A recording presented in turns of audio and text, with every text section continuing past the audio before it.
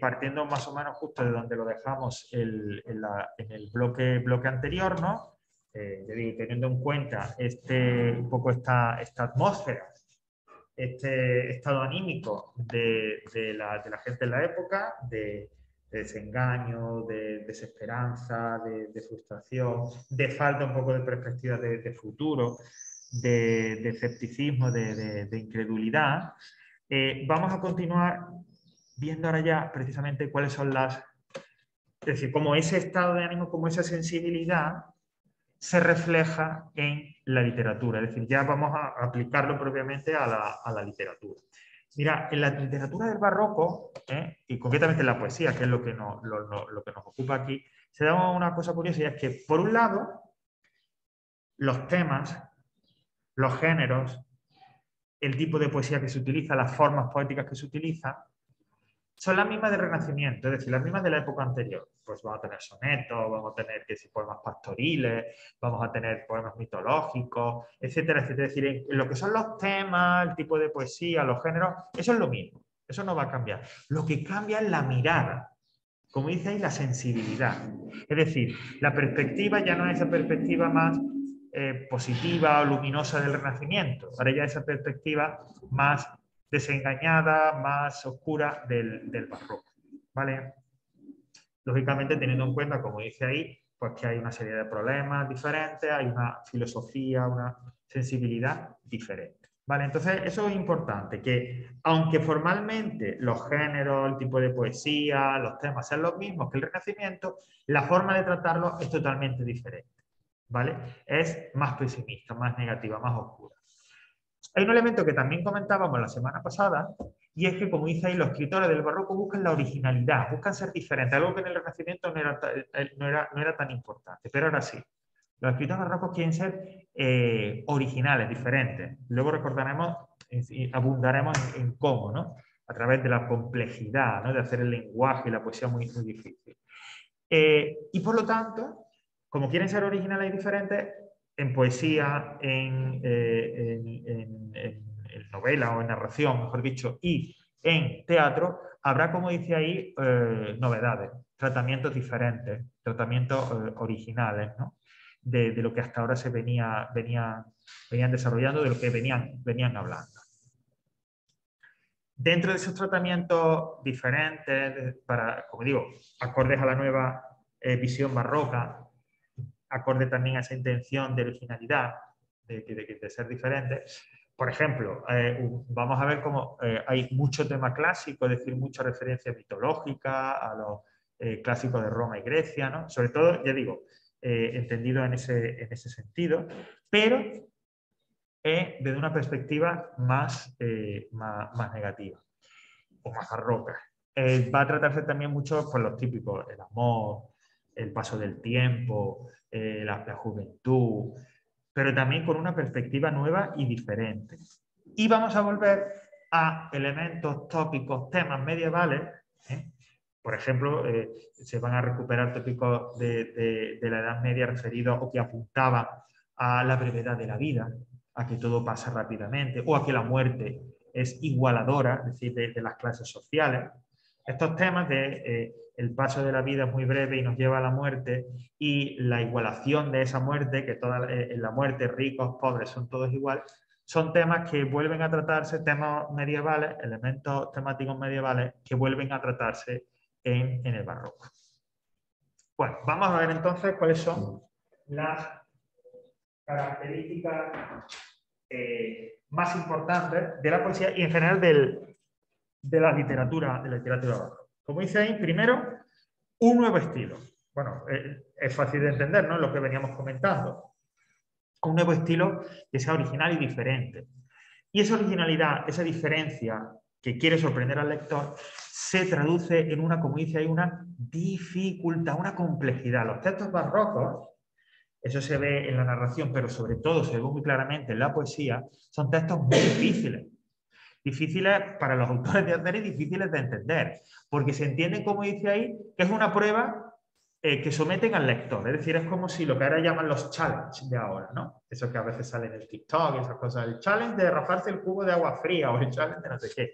Bueno, pues para los autores barrocos, cuando escriben un poema y lo hacen con ese lenguaje, con ese estilo complejo, es como si le propusieran una prueba, un reto al lector. Y el lector tiene que ser lo suficientemente inteligente para superarla.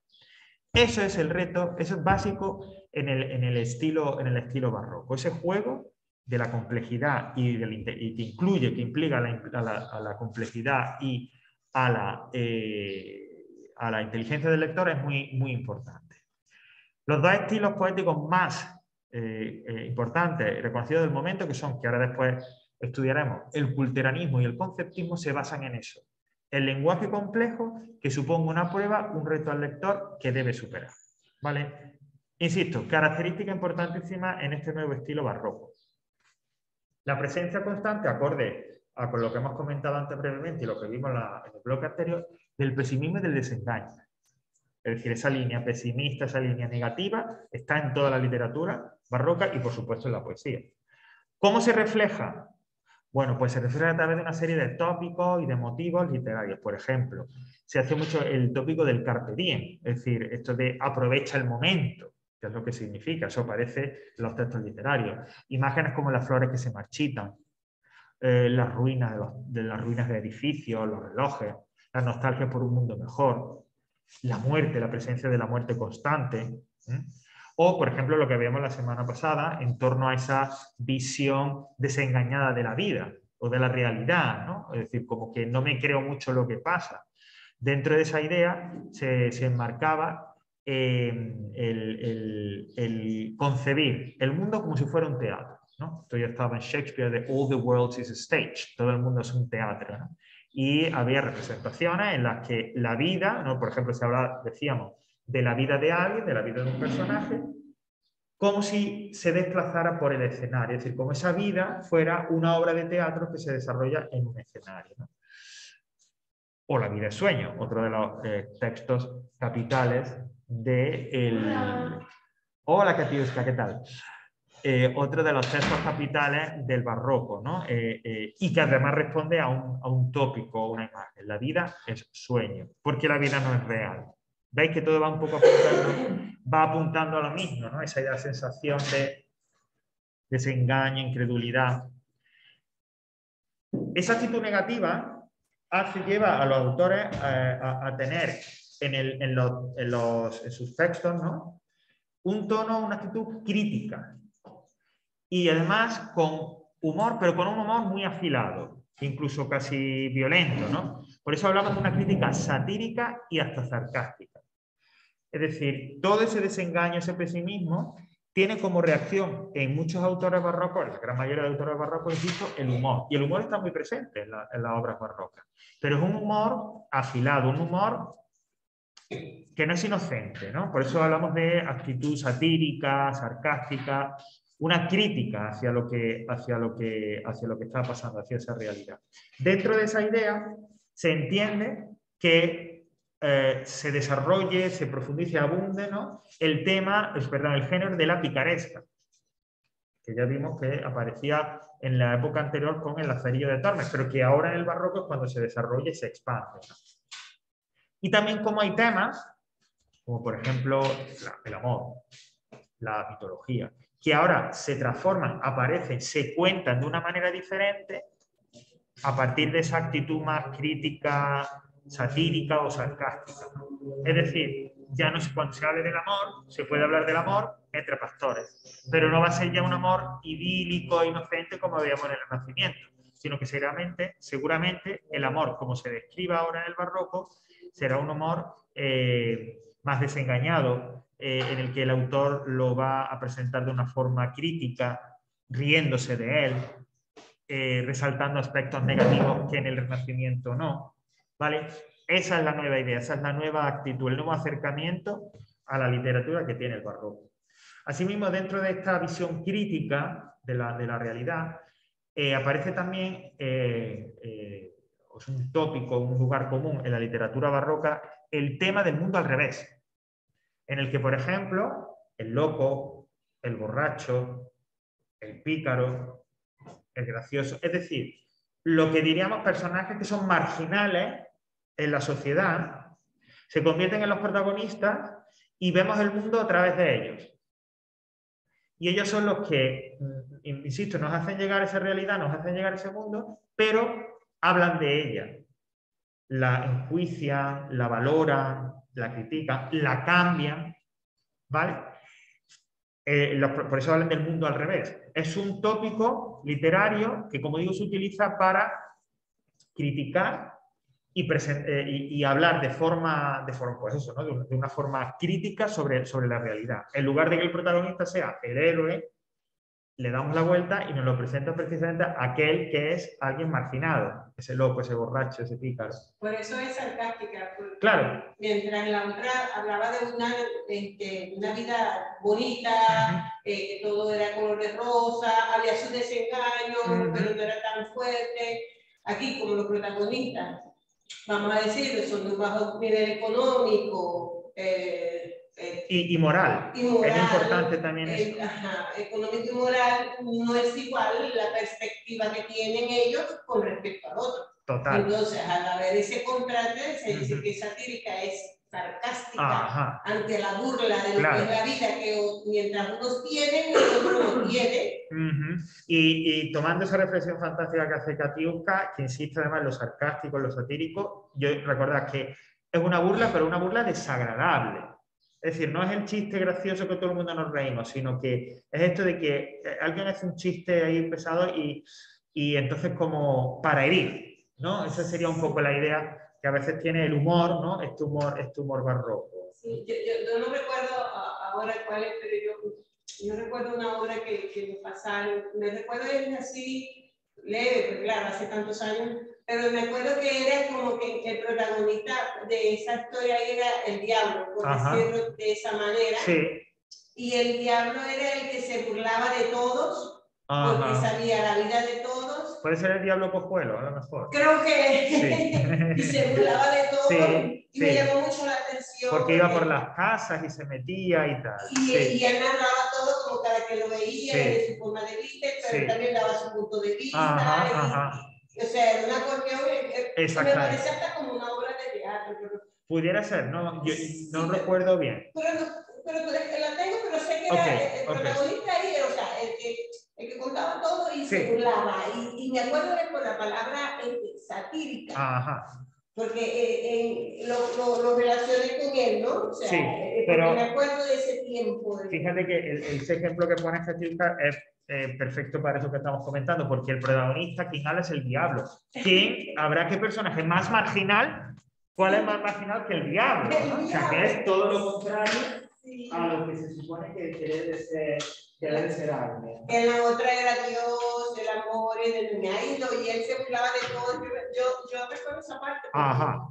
Precisamente porque la sociedad me llamó mucho la atención esa parte pues, de que un tópico, ahí el protagonista era el diablo. Tópico totalmente barroco, sí. Sí. Mira, otro de los elementos muy comunes en el barroco es presentar contrastes.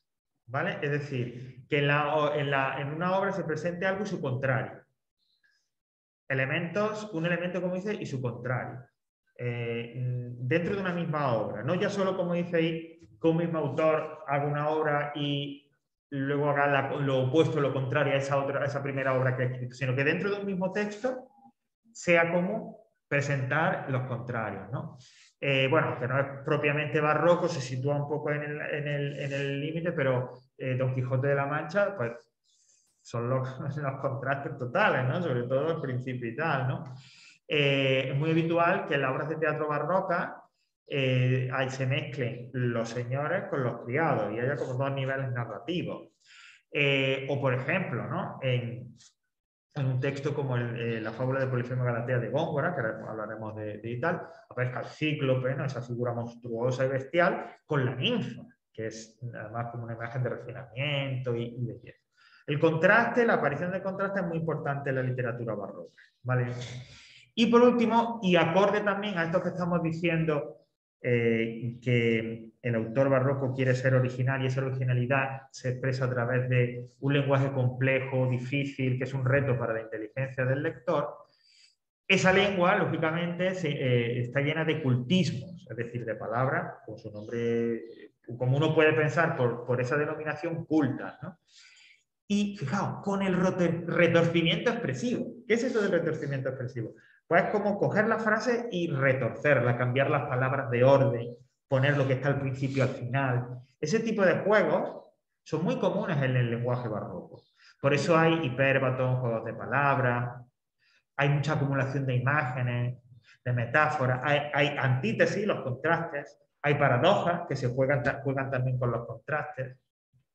¿Veis que el estilo lingüístico, la lengua, también conecta perfectamente con lo que estamos viendo, con los elementos temáticos y etcétera del barroco? ¿Vale? Bueno, pues todos estos elementos, como digo, por supuesto, en la poesía. O sea que la poesía barroca en ese tiempo fue como una explosión de cambio. Fue una explosión de cambio, se podría decir que sí, porque realmente quizás la sensación que algunos tendrían es como de explosión, es decir, sí. ¿Esto qué es? ¿No? Exacto, sí. Imagínense, donde va a haber un retorcimiento expresivo, sí. donde todo va a cambiar, va a haber una hipérbole también, con todo lo hiperbatón, sí. va a haber palabras, o sea, imagínense, tantas cosas que meten en un poema. Cuando ya un poema paradójico, claro, con su lenguaje, pero era más dulce. Claro, es que viene, lo que tú dices, es que vienen de un estilo completamente diferente en el Renacimiento. Claro, y aquí viene y dice, no, esta es la revolución, esta es la realidad, aquí vivimos todo lo que es, no es color de rosa todo. No, exactamente. Aquí no todo es color de rosa. Claro, y venía ahora porque el que leía ya estaba también en esa onda mental de que no es todo color de rosa, o sea, que encajaba, ¿no? Le encajaba lo que tal, ¿no? La manera de manifestarla fue a través de esa explosión que... Estas características no son solo de la poesía, es, digamos, de toda la literatura barroca. Se aplican, por supuesto, a la poesía, pero también en general a la poesía, a la literatura barroca, ¿no? A la narración, al teatro. Bueno, hemos hablado dentro de esa idea del lenguaje difícil, retorcido, que estábamos diciendo, de dos conceptos, de dos elementos muy importantes que determinan, son como dos estilos, dos formas de escribir. El conceptismo y el culteranismo. ¿Vale? Como dice, son dos formas de escribir, dos tendencias estéticas, y fijaos, esto es muy importante, ¿no? Que rompen con el equilibrio renacentista entre forma y contenido. Es decir, lo que decíamos antes, ¿no? Que estaba también apuntando Katiuska.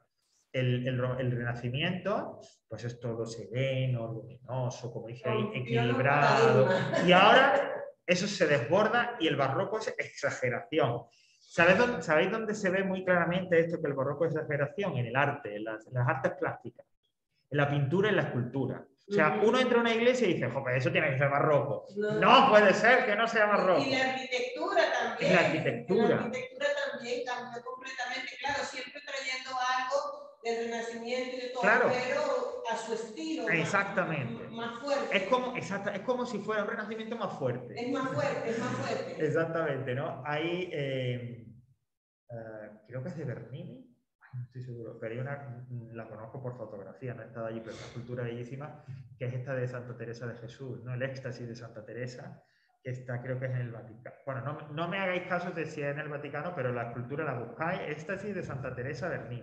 Una escultura bellísima, pero una escultura barroca, porque es exagerada más no poder, en la expresión de Santa Teresa. ¿Os acordáis que hablábamos en el tema anterior de la mística, ¿no? Y de cómo era casi una experiencia orgásmica cuando estos místicos alcanzaban esa unión con Dios, ¿no? ¿Sabes que ese barroco me hace recordar mucho a este pintor colombiano que lo mía? Botero. Sí. Botero. Sí. Bien. Botero tiene algo de barroco, efectivamente. Sí, muy bien, sí, porque es exagerado. Él rompió todos los paradigmas de la escultura elegante. Son bellas.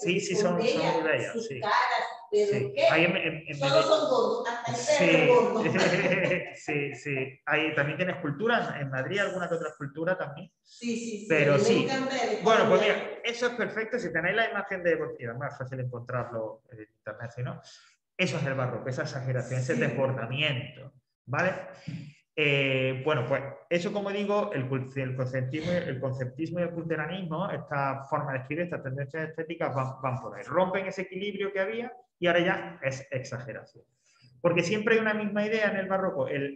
Mira, el escritor barroco, como todos los escritores, pero el barroco más, son gente muy orgullosa. Hay gente que quiere demostrar que son escritores y buenos escritores. ¿vale? Por eso, la forma para ello de demostrarlo, en este caso, es con ese lenguaje exagerado, retorcido, difícil. Ese reto, como decíamos, para el lector, ¿no? Ese texto que, como dice Katiuska, explote y sorprenda al lector. Eso es clave en el barroco. Bueno, el culteranismo y el conceptismo tienen una misma base, un mismo principio, que es, como digo, la inteligencia, el ingenio, el que el escritor demuestra que es la historia, poniendo así, ¿no? Y normalmente eso se traduce en un lenguaje difícil, complicado, en el que se van a producir, como dice, asociaciones, identificaciones entre dos elementos, dos objetos que no tienen nada que ver entre sí.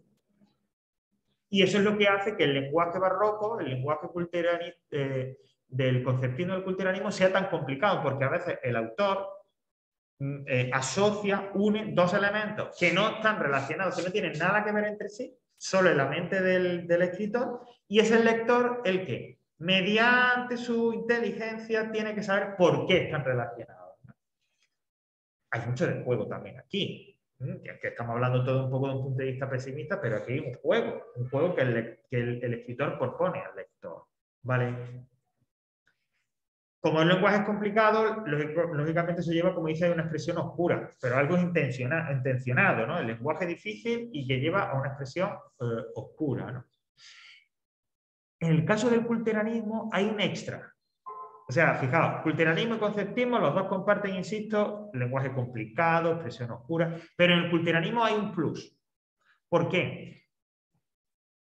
Exige, además de inteligencia e ingenio, como dice, hay una amplia cultura. ¿Por qué? Porque va a emplear muchas referencias culturales, mitológicas, referencias al mundo clásico. Y eso el conceptismo no lo tiene. Entonces va a haber, como dice ahí, palabras como latinismo, cultismo, que vienen del latín directamente, o del griego, metáforas muy, muy complejas que necesitan, digamos, tener cierto conocimiento de los saberes clásicos, de la antigüedad clásica para entenderlo, referencias mitológicas, históricas. ¿Y de ahí por qué se llama culteranismo? Quizás viene de ahí, pues sí. Quizás venga por lo culto, etcétera. Ahora una pregunta, profe, disculpe que le interrumpa. No, nunca son interrupciones, todos son intervenciones maravillosas. ¿Qué significa expresión oscura? Expresión oscura significa que tú lees algo, ¿no? Ajá. Y tú lo lees la primera vez y dices... Y no lo entiendo. Yo no entiendo, o sea, creo que... Pero yo no entiendo, yo esto no sé qué quiere decir muy bien. Pero me lo voy a leer otra vez. Me lo leo una segunda vez. Ay, no sé. Creo que... Pero es que aquí hay algo... Eso es expresión oscura. Y eso es lo que buscan los barrocos. Que tú al leerlo no lo entiendas a la primera vez. Si lo entiendes a la primera vez es que eres un genio como ellos creen que son. ¿Vale? Por estas referencias que hay, ¿no? Y todo y demás. A eso se refiere la expresión oscura. ¿Vale? Vale. Es como cuando me pasa a mí que yo leo un libro y no entendí y entonces tengo que volver a regresar. Claro. Sí. A mí me pasa igual también. Claro. Hay que, a veces uno... Pues, y me regreso. Claro, y cuanto más complejo es el texto que uno lea, más veces vamos a tener que hacer eso, porque es habitual, pero es parte también de la lectura. La lectura, sí, quiero decir, la lectura es un ejercicio que implica esfuerzo. A veces más, a veces menos. Pero no es que tú te sientes y veas la tele, no. Eso cuando tú no quieres... No, pero si tú quieres ejercitar tu mente, tus ideas, no sé qué, lee. Pero, y eso supone ejercitar siempre un pequeño esfuerzo. Porque hay que recordar lo que pasó en el principio para poder entender lo que pasa en el intermedio y lo que va a ocurrir en el final. Que en muchas ocasiones el lector se pone una propuesta, varias propuestas de ideas sobre lo que puede ser el final. Y a veces yo no tengo ninguna. Todo eso es parte del encanto también de la literatura. Sí, eso es lo hermoso, parte te hace del pensar. encanto. Claro, ahí estoy. Leer al final, ¿vale? Y permitirnos esta digresión, te ayuda a no envejecer en la mente. Porque es un esfuerzo que estás haciendo y mantienes también la mente, lo mismo que se ejercita el cuerpo y uno va al gimnasio o va a andar o tal, pues también hay que ejercitarla. Claro, así pasa lo mismo con esta literatura, que hay que echarle coco. Exacto, hay que echarle bola a esta literatura. Para poder entenderla, claro que sí, claro que sí. Vale, bueno, todo esto que comentamos está muy acorde con todas las ideas del barroco que hemos visto, ¿no? Esa complejidad, el acumular. Muchas veces la dificultad viene también por eso, porque acumulan muchas cosas, ¿no? La tendencia de acumulación. Hay muchas imágenes, muchas referencias. Eso también hace que sea complejo, ¿vale? Bueno, vamos a explicar un poquito más culteranismo, conceptismo. Recomendación. Aquí hay, bueno, información y demás, pero id a lo simple, es decir, el culteranismo es esto y el conceptismo es lo otro. Mirad, hemos dicho los dos, culteranismo y conceptismo, son tendencias estéticas o formas de escribir. El culteranismo se centra más en lo formal y el conceptismo se centra más en el contenido. ¿Vale? O sea, para ayudar a diferenciarlo, para que lo entendáis, vamos a hacer esa simplificación. Porque básicamente vamos a ver que son muy parecidos, hay cosas muy comunes. Pero el culteranismo está un poco más enfocado hacia la forma y el conceptismo está un poco más enfocado hacia el contenido. Esa sería un poco la diferencia, ¿no? De hecho, el conceptismo es el que hemos dicho, en el que hay todas estas referencias cultas, etc. Fijaos, aspecto importante del culteranismo, como he dicho, preocupación por la belleza formal, porque es el que mira más hacia la forma. Normalmente los textos culteranos del culteranismo presentan la realidad idealizada, pero de una manera exageradamente bella, ¿no? Que era una de las tendencias que vimos en el bloque anterior. El alejamiento de la realidad, en este caso, presentándola demasiado bella, muy idealizada. Por eso hay una decoración exuberante, ¿vale? El estilo, como se describen las cosas, tiene que ser espectacular, esplendoroso. ¿Veis que está muy centrado hacia la belleza? La lengua que se utiliza, la lengua literaria, pues lógicamente busca esa belleza. Tiene que ser una lengua bella, artificial, artificiosa. Hay mucho color, hay mucha sensualidad, es decir, mucha referencia a sensaciones de tacto, de visión, de olor, ¿vale? ¿Cómo se traduce eso en el lenguaje en sí? Fijaos, sintaxis latina. ¿Qué quiere decir eso? Que intentan reproducir cómo era la sintaxis, cómo era el orden de las palabras en el latín, que no era como en el castellano. En el latín era totalmente desordenado. Por eso hay hipérbatos, por eso hay encabalgamientos, perífrasis, etcétera, etcétera. Y por eso es tan difícil de leer este tipo de textos, porque intentan a veces traer esa sintaxis latina. Vocabulario, hay cultismo. Fijaos, dice, hay palabras, voces coloristas, sonoras, que eso encaja con esa búsqueda de la belleza y esa sensualidad que acabamos de comentar. Hay recursos como metáforas, metonimias, imágenes, recursos semánticos, pero también recursos fónicos, sonoros, aliteraciones, paranomasia, etcétera, etcétera. ¿Vale? Pero como veis, todo está muy enfocado hacia la belleza. Dentro de esos elementos comunes que comparten, de dificultad, complejidad, etcétera, hacia lo formal. Mientras que el conceptismo, como decimos, preocupación por la expresión del contenido. Es decir, el conceptismo gira más en torno al contenido, se preocupa más por el contenido. Es un estilo más sutil. Vais a encontrar, como dice, asociaciones, esto que decíamos al principio, esas asociaciones ingeniosas y complejas de palabras o ideas. ¿Vale? Es decir, asociar, unir palabras, ideas que en un principio no tienen nada que ver, pero que en la mente del poeta o del escritor sí que están relacionadas. Muy importante, dice, su ideal es el laconismo y la sentenciosidad. ¿Qué quiere decir eso? Que el conceptismo se refleja en un lenguaje directo y breve. Eso es el laconismo. Cuando con muy pocas palabras expresamos algo de forma muy directa. Yo puedo decir a alguien, vete ya. O, mira, si es posible y te apetece, ¿podrías salir por esa puerta? Estamos diciendo lo mismo. Pero el vete ya es lacónico, es directo. Así es el conceptismo. ¿Vale? Va un poco por esa idea. La lengua, el lenguaje literario frente al del culteranismo, ¿no? Conciso, pero con contenido, porque, insisto, el conceptismo mira más hacia el contenido. Bueno, pues esa lengua más concisa, más lacónica, fijaos, la frase, en cuanto a la sintaxis, es breve, es sintética. El vocabulario, hay un juego con los significados de las palabras, y a veces incluso que haya 2, 3 significados, no se juegan con esos dobles o triples sentidos. Hay recursos retóricos, antítesis, paradoja, hipérbole, juegos de palabras, ediciones, pero todo ese lenguaje, toda esa lengua literaria está como un poco más enfocado hacia el contenido, como digo, hacia lo que se dice. ¿Vale? Por lo tanto, conceptismo, culteranismo, estilo de escribir complicado, uno más centrado en la forma, el culteranismo,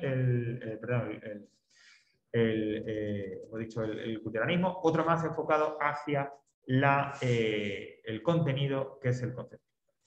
¿Vale? Ahora, una pregunta, profesor. Estamos viendo esas dos tendencias, sí. ¿verdad?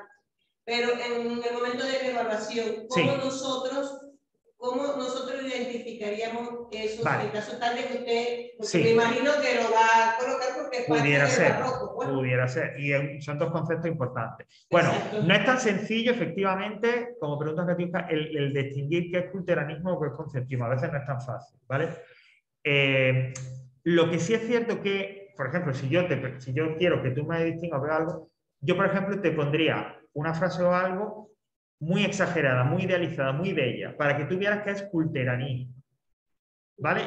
Porque, o sea, yo insistiría, en el caso de que te preguntara esto, yo insistiría en el aspecto que más diferencia a ambos. Es decir, que si el aspecto que uno es más centrado en la forma y otro más centrado en el contenido, yo me iría por ahí. Entonces, por ejemplo, si yo quiero que tú me digas que esta frase es de culteranismo, te pondría algo muy exagerada, muy barroca, que te está contando ahí o te está escribiendo algo muy bello, de una manera como muy exagerada. Y te dirá, oye, ¿esto en tu opinión qué es? ¿Culteranismo o conceptismo? Pero algo que fuera muy evidente, ¿vale? Para que uno tampoco se tuviera que marear. Porque es verdad que si nos vamos al detalle no es tan sencillo. Porque los dos tienen muchas concomitancias de la dificultad expresiva, etcétera, etcétera. ¿Vale? Sí, claro. Entonces, de hacerlo sería así. Que fuera algo muy evidente, que no hubiera duda. Porque si no, claro. Por lo que estoy viendo, claro, es una cuestión importante también porque abarca lo que es el barroco. Todo, y no solo la poesía, sino que también, por ejemplo, la narración, también podemos encontrar, en su momento hablaremos de ello, puede haber escritos que sigan un estilo conceptista o culteranista, claro. Sí, totalmente. Entonces, si ponemos diferencias o algo así, no sé, o sea... Ya digo, yo me centraría en eso, la diferencia más evidente. Uno más hacia la forma, otro más hacia el contenido. Y si yo quiero que me lo distingas, que me lo veas en una frase o algo, esa frase lo más exagerada posible hacia un lado o hacia otro. O que se identifique y digamos el por qué consideramos que es así también. Por ejemplo. Vale. Bueno, pues vamos entonces ahora ya en esta última parte de la literatura, de la poesía del barroco, vamos a hablar de 3 autores capitales muy importantes, que son Góngora, que además es mi tierra, Lope de Vega y Quevedo. ¿Vale? Vamos a hablar de esos 3 que son, sobre todo Góngora y Quevedo, que son todos los máximos exponentes de la poesía barroca. Bueno, nada, hay una referencia así biográfica de Góngora, que nace en Córdoba en 1561. De hecho, en Córdoba todo es Góngora o Séneca, que son las dos de las figuras más importantes que tenemos en la ciudad. Entonces aquí se el Instituto Góngora. ¿Es un apellido? Sí, Góngora es un apellido. Luis de Góngora y Argote. Sí, bastante. De hecho, estoy diciendo, es de Córdoba, no conozco a nadie en Córdoba que se apellide Góngora. ¿Usted es de Córdoba? Sí, yo soy de Córdoba. Vale. Sí, hay Instituto Góngora, la calle Góngora, no sé qué Góngora. Pero el apellido no es. Pero el apellido no han conocido a nadie que se llame. Tengo la mente hoy, ¿cómo es que se llaman las estatuas esas, las esfinges que son así, que tienen un nombre como Góngora, parecido? Sí, gárgolas. Gárgolas. Las gárgolas, como por ejemplo las de Notre Dame en París. Ajá, sí, exacto. Sí, eso es de... Que siempre aparece en casi todas las películas. Sí, claro, en las catedrales... En la mayoría de las catedrales góticas. En las catedrales góticas, que es el gran estilo de las catedrales, efectivamente. Pues sí. Bueno, lo que pasa es que él no se queda en Córdoba, sino que luego, pues lógicamente, como toda la gente quiere hacer fama y fortuna, y los barrocos, esto es muy importante, los artistas, escritores, pintores barrocos, quieren fama y fortuna, ¿eh? Por eso eso también casa mucho con esta idea que estamos diciendo de que escribe para sorprender, ser original y ser diferente. Porque hay un deseo, eso casa con el deseo, el anhelo que tienen todas ellas de ser gente importante, no solo de dinero, sino también de fama. Creo que lo hemos comentado alguna que otra vez ya, que en esta sociedad española del siglo de oro es muy importante la fama, el que tengan un buen nombre. Y ellos lo querían. El de hecho entra a servir como capellán porque era religioso del rey Felipe III, pero se arruina, le gustaba el fuego, ¿qué le vamos a hacer? Y tendrá que volver a Córdoba, donde morirá pobre, y ahí en 1627. ¿Vale? Bueno, dice, fijaos que en su obra poética, dice, observamos la doble mirada de la literatura barroca. ¿Qué quiere decir eso? Decíamos, y lo recordaba hace un instante, y lo vimos en el bloque anterior, los barrocos se acercan a la realidad y no nos cuentan lo que pasa realmente, sino que la deforman hacia abajo o hacia arriba. Es decir, o nos la presenta exageradamente bella e idealizada, o nos la presenta exageradamente sórdida y desagradable. ¿Vale? Esas son las tendencias a la hora de presentar la realidad entre los autores barrocos. ¿Vale? Es decir, nunca nos van a ofrecer, nos van a presentar el mundo tal cual es. O bien idealizado y entusiasta, ¿no? Y un poco más positivo en ese sentido, o bien una deformación que nos lleva a presentar, que les lleva a presentar la realidad como algo desengañado, escéptico, sórdido, desagradable. Bueno, pues en Góngora, en su poesía, encontramos, en su obra, ambas tendencias, es decir, va a reflejar la realidad de esas dos maneras. Va a tratar temas renacentistas, como hemos dicho que es propio del barroco, pero los somete a, o los pasa, digamos, por el filtro del barroco. Por eso es ese proceso de estilización. Es decir, es tratar esos temas que ya venían del Renacimiento, pero ahora bajo el punto de vista del barroco, ¿no? Así, por ejemplo, como decimos, y en consonancia con esas dos representaciones de la realidad, o bien la exalta, hay un deseo el deseo de todo barroco, como hemos dicho, de huir de esa realidad. Entonces, Góngora o bien presenta la realidad, como dice ahí, de una manera exaltada, idealizada, ¿no? A través de esa idealización, de esa belleza.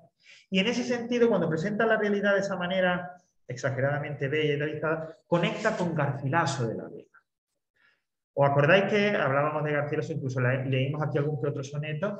La poesía de Garcilaso es bella y ofrece una imagen bella de la realidad, de las relaciones amorosas, ¿no? Bueno, pues Góngora empieza ahí en Garcilaso y culmina esa idea de la exageración de la belleza de la realidad, y lo que hacía Garcilaso él lo lleva al extremo. Como dice ahí, lo intensifica. ¿Vale? Entonces esa realidad bella que ya que presentaba Garcilaso, él la lleva a la exageración. Pero conecta con eso. Con esa idealización que hacía Garcilaso, él la continúa. O bien, en ese proceso de huida y distanciamiento de la realidad, también nos la presenta, como hemos dicho, en el otro polo, de la otra manera, es decir, degradada. Entonces la realidad no solo presenta esos aspectos sórdidos y demás, sino que también se convierte en una caricatura y en una burla. Y en esa caricatura, en esa burla, lógicamente hay crítica de lo que pasa, hay desengaño, hay despecho. Yo creo, esto es una suposición, que Góngora tiene un carácter típico cordobés, ¿no? Y es ese carácter de una persona a veces muy amargada, una persona que todo le parece mal, ¿no? Yo hace más de 25 años que no vivo en mi ciudad. Y es la mejor forma de saber cómo es la gente de un sitio. Y yo creo que son así.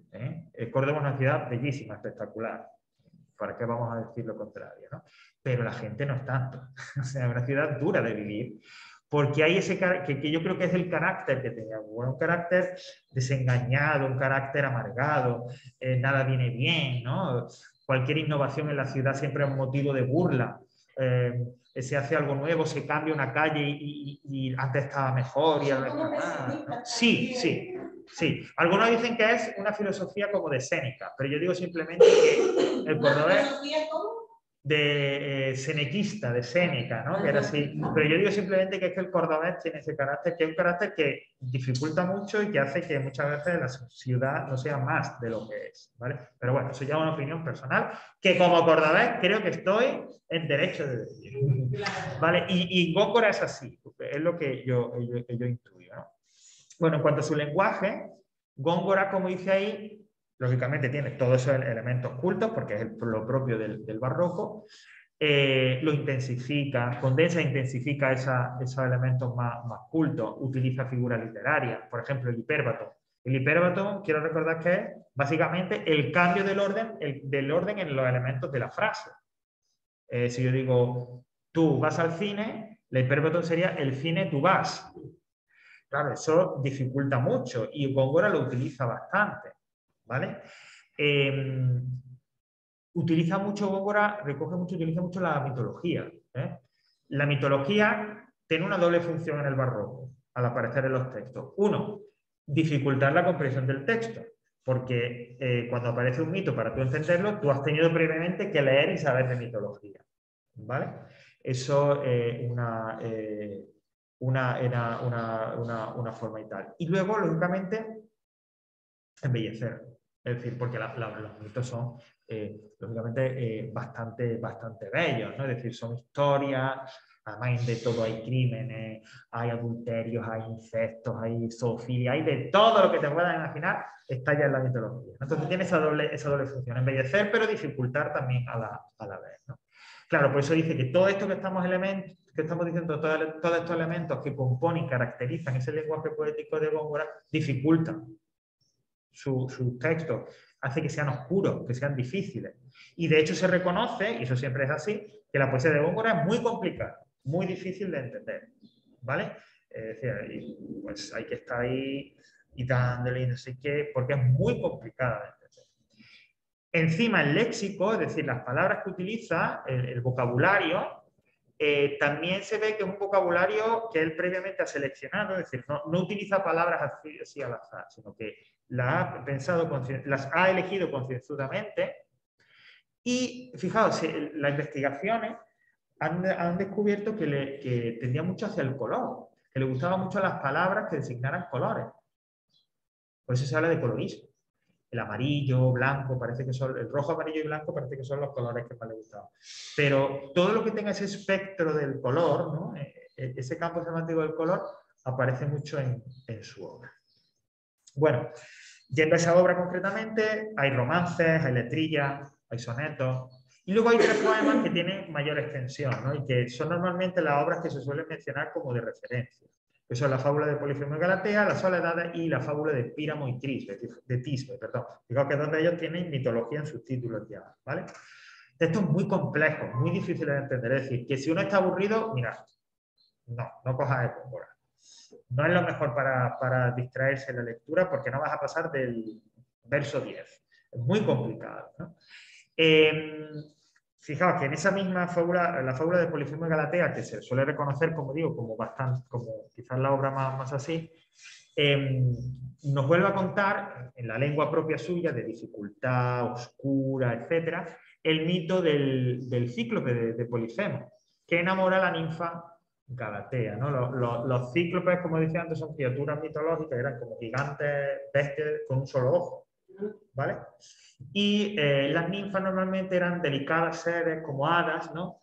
De la naturaleza, que se encontraban en ríos, en bosques y demás. Entonces, imaginaos el amor, eso es como la Bella y la Bestia, ¿no? Pues algo así, ¿no? Pero bien exagerado tanto. Exagerado, claro. Por el tamaño de ambos. Totalmente, ¿no? Porque claro, eso pues lleva a pensar y demás. Y por último, bueno, hacer una referencia a Las Soledades, que es una obra inacabada, y donde una serie de estampas, de imágenes, de descripciones, donde hay una naturaleza que no es una naturaleza real, una naturaleza bastante estilizada, ¿no? A través de ese lenguaje, esa retórica difícil de comprar. Como veis, más barroco no puede ser, porque los tópicos, los elementos propios del barroco dificultan la expresión, referencias cultas, mitología, tratamiento desengañado tratamiento de la realidad bien exagerada hacia un lado o hacia otro. Es decir, todos los elementos que componen el barroco, las características del barroco están aquí. Bueno, continuamos con Lope de Vega, que se llama Lope Félix de Vega Carpio, ¿vale? El Fénix de los ingenios, como se les llamó. Nosotros vamos a hablar de él y nos vamos a centrar un poquito más cuando hablemos del teatro, ¿vale? Porque realmente Lope de Vega donde brilla, que también es un grandísimo poeta, pero él es sobre todo reconocido por el teatro, ¿no? Y por ser además el inventor, en cierta forma, del teatro clásico español. Bueno, una breve referencia ahí, familia humilde, aunque tiene actitud de poder estudiar en la Universidad de Alcalá. Fue como una superstar en el momento, es decir, todo el mundo conocía a Lope de Vega en muchos ambientes, ¿no? Porque tenemos una vida loquísima. Él tuvo muchísimas mujeres porque, bueno, el comicio de tendencia enamoradiza y altibajos espirituales. Tan pronto tenía una época de exaltación religiosa como otra época en la que no creía en Dios y así, ¿no? De hecho, en la obra hay testimonio de las múltiples relaciones que tuvo, ¿no? No se sabía ni siquiera los hijos que llegó a tener, ¿no? Pero al final también acaba todo en un desengaño vital. Desengaño vital que le llevó también a ordenarse sacerdote, ¿no? En los últimos años fueron lo que a veces ocurre, que son quizás, deberían ser los mejores, pero para algunos son los peores años, ¿no? Porque tiene un final de la vida bastante duro, hay desgracias familiares, se queda solo, tiene problemas económicos y problemas de salud, ¿no? Y murió en 1636. Bueno, la esperanza de vida en la época, imaginaos cómo podía ser, ¿no? Pero insisto, era una figura muy popular, muy popular, como una gran estrella del momento. Eso era Lope de Vega. Bueno, en cuanto a su obra, la obra poética, que es lo que un poco nos interesa aquí, no es tan claramente barroca, o al menos no toda, es tan claramente barroca como la de Goya, ¿vale? Tiene influencia de la lírica tradicional, ¿no? Del Renacimiento, pero también de la propia de la época, es decir, del conceptismo, del culteranismo. Pero en cualquier caso fue un gran poeta, ¿vale? Y una característica de esa poesía que a veces que aparecía no solo como poemas en sí, sino dentro de libros o dentro de su teatro, ¿eh? Esto era común en la época, que a veces había autores que escribían teatro, escribían relatos, escribían poesía, pero no los publicaban de forma independiente, sino que, por ejemplo, hacían la obra de teatro y dentro de esa obra de teatro metían el poema. Bueno, pues eso es lo que hace Lope de Vega, ¿no? Bueno, pues en esa poesía un elemento muy común, o algo muy común con Lope de Vega, es que él habla de su vida, de sí mismo, ¿vale? Es decir, de su biografía, de sus experiencias personales. Entonces, a veces incluso se puede rastrear mucho de esa biografía a través de sus poemas, ¿no? Ese quizá un elemento definidor importante de la poesía barroca de Lope de Vega. Bueno, su lenguaje, aun teniendo elementos del culteranismo, sobre todo, es un lenguaje un poco más sencillo, más accesible, tiene un verso más claro, ¿vale?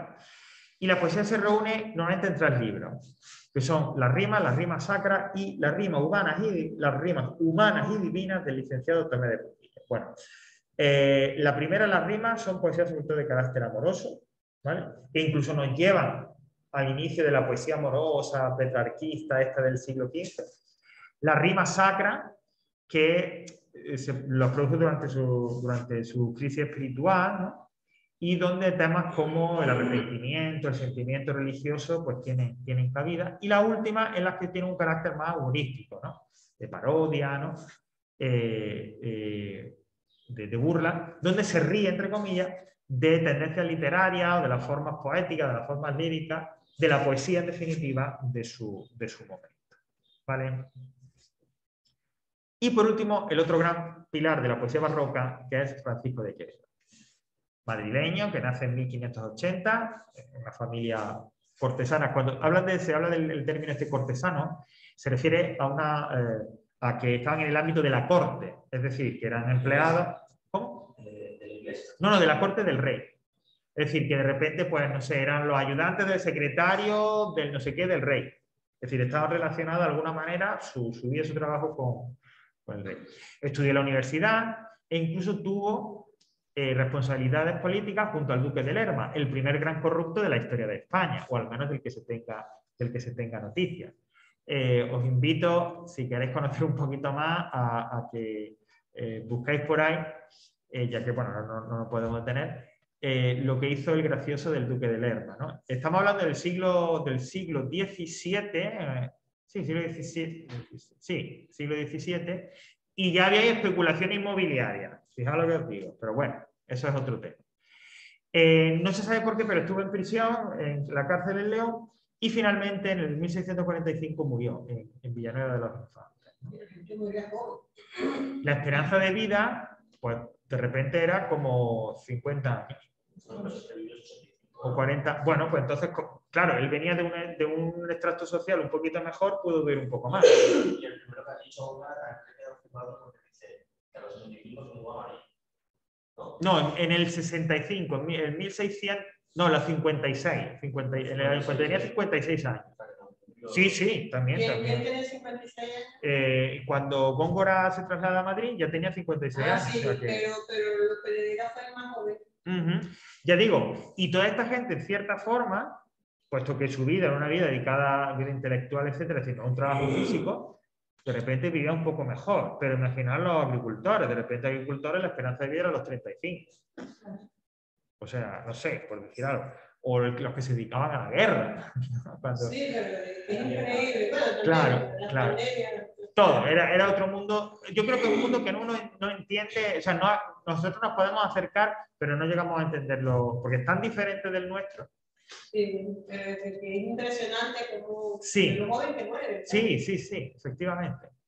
Bueno, mira, yo creo que de los tres que hemos visto, no el que sufrió depresión y tal, pero quizás el que tiene el carácter más agrio de todos era Quevedo. Por cómo es su obra. Mira, ahora vamos a profundizar un poquito más, pero en general la obra de Quevedo es una obra áspera, una obra a veces hostil. Es como este niño, lo digo yo que he dado clase en la secundaria, ¿no? El gracioso que siempre está haciendo burla, pero con lo más, riéndose un poco cuando no tiene que reírse, de lo más desagradable, que hace el comentario inoportuno. Ese era Quevedo. Y a veces eso refleja como gente que no se siente bien, gente que no está a gusto, gente que realmente es muy pesimista o tiene una visión muy oscura. No están a gusto consigo mismos con la realidad. Yo creo que Quevedo iba un poco por ahí.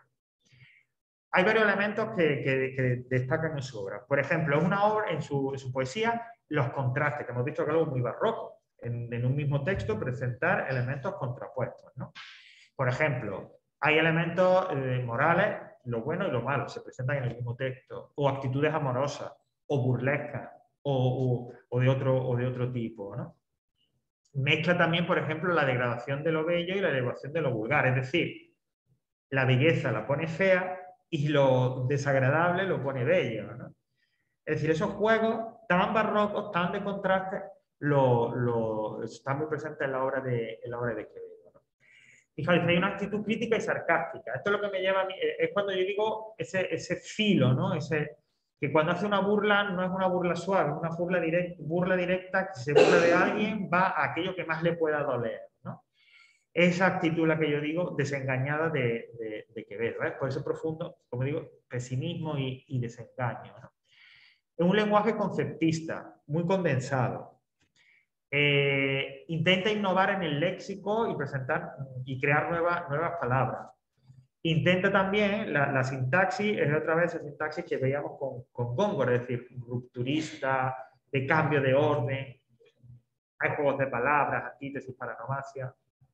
Es decir, como veis, unas características también muy acordes con el barroco. Él escribió sonetos, ¿vale? Y los sonetos son interesantes porque, fijaos, dentro de toda esta exageración en la que vive el barroco, hay mesura y hay contención. O sea, hay como cierto equilibrio ahí, ¿no? Los vocablos, las palabras se seleccionan, ¿no?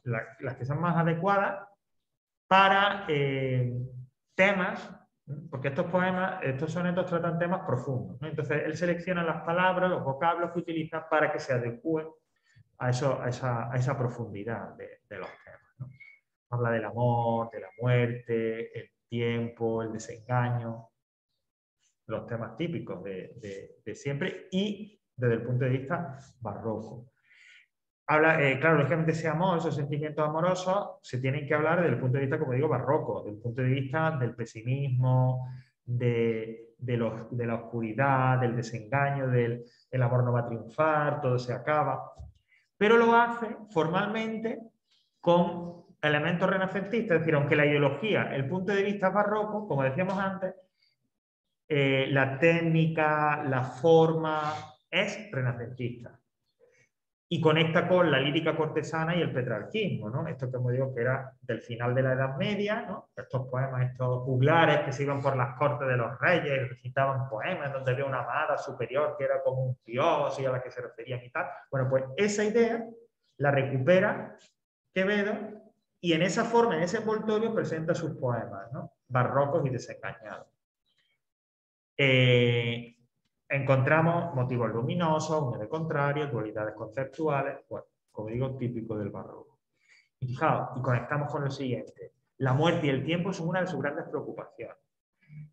El tiempo lo vamos a... Pero bueno, muerte y tiempo... O sea, en estas épocas, cuando se habla de muerte y tiempo, es como casi que estuviéramos hablando de lo mismo. Porque al final el tiempo, ¿en qué acaba? En que te mueres. Ese es el final del tiempo. El tiempo solo lleva a la degradación. Cuanto más pasa el tiempo, más degradado va a estar todo. O sea, que hablar de tiempo y muerte es hablar de lo mismo. Y es un tema que particularmente a Quevedo le fastidiaba, le inquietaba, ¿no? Hay fijaos qué adjetivo tan bonito utilizan aquí, desazonado por la brevedad de la vida, ¿no? O sea, como que el tío eso le descomponía. No tiene sabor. No tiene sabor. Le descomponía. Pues estoy viendo que él debió haber sufrido mucho, tuvo que haber tenido muchos desengaños en la vida. Sí, yo intuyo que va por ahí. Y relativos a la muerte, porque era como parte de su Puede ser, de su obsesión, sí, como por sí. decirlo de alguna manera. Y en el amor, o sea que fue una persona que de pronto esa misma característica de ser satírico, Ajá. era por el sufrimiento Totalmente. que su alma estaba llevando y Totalmente. lo que había pasado, pues lo manifestaba a través de eso. Estoy totalmente de acuerdo contigo. Yo creo que cuando alguien hace humor satírico es porque algo le pasa, que o sea, hay una rabia, hay un deseo de revancha, algo negativo, un sentimiento negativo que le lleva a expresar eso. Sí, eso es cierto. Sí, es verdad. Él debió de pasarlo muy mal. Y lo ocultaba un poco con eso, pero debió de pasarlo muy mal. Y en casi todo se manifiesta. Sí. En todo lo que se está diciendo de él ahí, sí. Siempre es como es un resumen de uno con el otro, tiene mucha relación ambas. Exactamente, es importante eso que dice Katiuska, que veáis que está todo muy relacionado, porque todos vivían en ese mismo, digamos, esa misma atmósfera, ese mismo sentimiento y demás, ¿no? Exactamente. Bueno, como digo, él está muy obsesionado, me encanta esa palabra, que hayas utilizado esa palabra, Katiuska, con el paso del tiempo, ¿no? Dentro de toda la idea del desengaño, del pesimismo barroco, el hecho de la brevedad de la vida, la preocupación por la brevedad de la vida para él es muy importante. Porque él piensa, como dice ahí, lo que decíamos, que el tiempo lo único que lleva es a que llegue rápidamente la muerte. Y la decadencia. Bueno, antes de la muerte, la decadencia, la vejez, en las personas, en las cosas, en las relaciones, en el mundo. Y eso es algo como que parece ser que él no puede... No lo asimilaba. No lo asimila. No lo asimilaba. No lo Para asimila. él eso era algo que le llamaba mucho la atención y lo vivió. En carne propia, pero muy fuerte para él poder tener una perspectiva de la vida así tan... Fija, esa idea de no aceptación del tiempo, hay una obra muy famosa y que yo recomiendo si no la conocéis, que es El retrato de Dorian Gray, de Oscar Wilde. Entonces, toda esta obsesión con el paso del tiempo, la belleza, la degradación, ahí está perfectamente plasmada. Es una novela importantísima de las claves de la literatura inglesa, traducida, la tenéis, no hay problema, porque es un clásico. Entonces, se me interesa porque en la expresión máxima, desde mi punto de vista, pensando así rápidamente, de esta idea de que el paso del tiempo supone la degradación y de cómo alguien no acepta esa degradación y hasta qué punto estamos, o sea, hasta qué puede sacrificar, hasta qué punto está dispuesto a sacrificar algo por no degradarse. Si os interesa, el retrato de Dorian Gray de Oscar. Ay, sí, yo lo he visto, sí, que prácticamente dicen que él vendió una historia, algo así, digamos, recoge un poco toda la tradición literaria, sí, está, es interesante. Hay muchas versiones sobre Claro, porque es un tema muy recurrente en la literatura. También como parte fantástica, o sea, de vampiros, claro, bueno, El vampiro es otra expresión máxima de la resistencia a envejecer. Y eso actualmente no existirán no existen esas cosas, ¿verdad? Esas mitologías, porque yo digo que son cosas mitológicas. Pero yo veo en la actualidad, y lo digo porque tengo hermanas, que les preocupa mucho el envejecer. O sea, las personas yo veo que hablan, que esto, que lo otro, que vamos a envejecer. Pero cuando se trata de que salgan las arrugas, de que el cuello empieza a colgar, la gente empieza a como que le dan la llaga y no sé, es como porque que no lo aceptan igualito como antes. Nuestra sociedad no lleva muy bien eso del envejecer, incluso yo creo que es uno de los aspectos de los rasgos más sobresalientes, y es que la juventud se premia, la vejez y la decadencia se penaliza. Sí, que no debería ser así. No, claro, pero en las sociedades occidentales es así. En las sociedades occidentales es así, ¿no? Todavía en las sociedades latinas, como la nuestra y la de Latinoamérica, hay todavía cierta preocupación por los mayores. Es decir, que cuando alguien, un familiar, tu pareja, pues llega, tú no lo dejas como un perro, sino que hay una obligación, por ejemplo, muy evidente, si vosotros vais a un centro de salud o a un hospital, como hay muchas personas mayores, pero la gran mayoría de ellas están acompañadas por alguien, un familiar. Eso en los países, como digo, de tradición, un hijo, en los países de tradición mediterránea, latina y tal, es muy evidente. En los países anglosajones, no. Es decir, en los países anglosajones, por otras evoluciones y demás, hay otro concepto extraído de familia y no es así. Y ya llegamos a desde mi punto de vista, degradación humana máxima que a veces nos encontramos en Estados Unidos. Sí, un país en donde parece que no hay personas. Es decir, que está totalmente deshumanizado en muchos de sus aspectos, ¿vale? Ya sabéis que yo Estados Unidos lo he comentado muchas veces, me encanta, tiene muchas cosas buenas, pero tiene también cosas muy negativas, muy negativas. Sí. Y no es un país, es un país bastante hostil para la tercera edad. Es un país bastante hostil para la tercera edad. Por ejemplo, es habitual, allí no existe un sistema de pensiones como aquí. Entonces, como de Estados Unidos. Entonces, aquí cuando se llega a una cierta edad y tú has trabajado, pues te dice el Estado, vale, si te jubilas te quedan tanto. Dices, bueno, pues yo con eso me apaño. Y tú dejas de trabajar y te dedicas a vivir. En Estados Unidos no. Porque muchos de ellos, y cada vez quizás más, muchas personas no pueden ahorrar durante su vida para tener una jubilación decente. ¿Qué es lo que ocurre? Porque te encuentras, como a mí me pasó en un viaje Miami-Orlando por carretera, al parar en una estación de servicio a una persona que tendría unos 70, 75 años, trabajando en una tienda de la estación de servicio. Y si esa mujer no trabajaba, no comía, porque no tenía pensión ni tenía ahorros para... Bueno, eso está diciendo mucho de la sociedad, de esa sociedad. Y si hay una sociedad que venera la juventud, la belleza y la perfección física, esa es Estados Unidos. Esa es la sociedad estadounidense. ¿Vale? Bueno, así. Y lo que decía que tío, ya está aquí, estamos hablando del siglo XVII. Y ya había eso, ya estaba ahí.